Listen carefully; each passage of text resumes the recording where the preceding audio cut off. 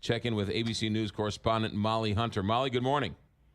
Good morning, McGraw. So we've been having some military operations in northern Iraq, in Mosul, and some commanders yesterday said something very interesting. What happened?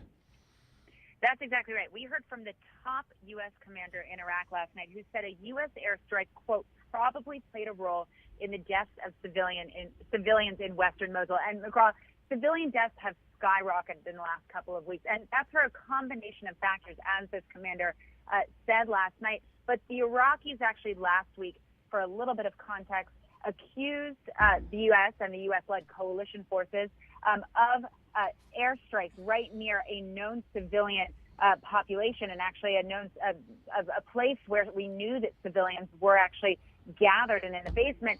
The Pentagon said they were investigating yesterday, but by last night it became probably. And again, a little bit of context. We're talking specifically about a day in March. March 17th was an incredibly deadly day. The Iraqis say about 112 bodies were pulled out. Local reports say that's much higher. And now we are saying that it's an unintentional accident of war if, in fact, the investigation proves that this was a U.S. airstrike. The $64,000 question is, has there been some type of engagement change or rules of engagement from one administration to the next? That is the $64,000 question. And right now it's not clear. So we did hear from the UN yesterday, and we heard a big report from Amnesty International who said the U.S. has changed their tactics. They need to go back to the drawing board, review their tactics, because they're not doing enough to protect civilian life. And again, that Pentagon investigation is ongoing. So we should learn more about the specifics around both the airstrike in question, but also what kind of tactics and what kind of rules may have changed going forward. Do we know why this building was bombed? What were they going after? What was the target, and what went wrong? Or did anything go wrong?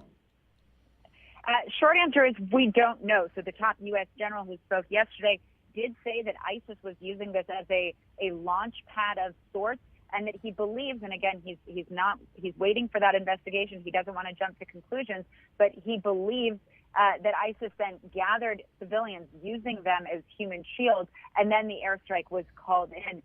Again, whether they knew that there were humans, that there were civilians being used as human shields at the time or not, but he did say that the airstrike was targeting a live ISIS position. I will say, McGraw, he also made very clear at the end of his statement that even if this was an unintentional accident of war, even if the investigation, all of these video feeds of airstrikes, all of these forensics, parts of the forensic investigation that are ongoing, even if this U.S. airstrike did contribute to these civilian deaths, he wants to remind everyone that it's ISIS slaughtering civilians in Iraq and Syria day in and day out. Yeah, so the other argument, or the other part of this, is we are in Iraq with their permission to help root out ISIS, correct?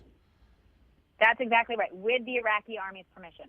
So we are working in conjunction with the Iraqi army, and it is such a hornet's nest. ISIS stands for the Islamic State in Iraq and Syria. We're trying to clear ISIS out of Iraq and in northern Iraq. So any word from the White House, from the political side, Donald Trump, Sean Spicer, about this news from yesterday? I think they're kicking it to CENTCOM and the Pentagon at the moment until that investigation is complete, which we're expecting kind of more information on later today as Washington kind of wakes up. But at the moment, I think that information is going to come out of the Pentagon. Molly Hunter, ABC News correspondent in London. Molly, thanks for checking in. Absolutely. 624, Big 550,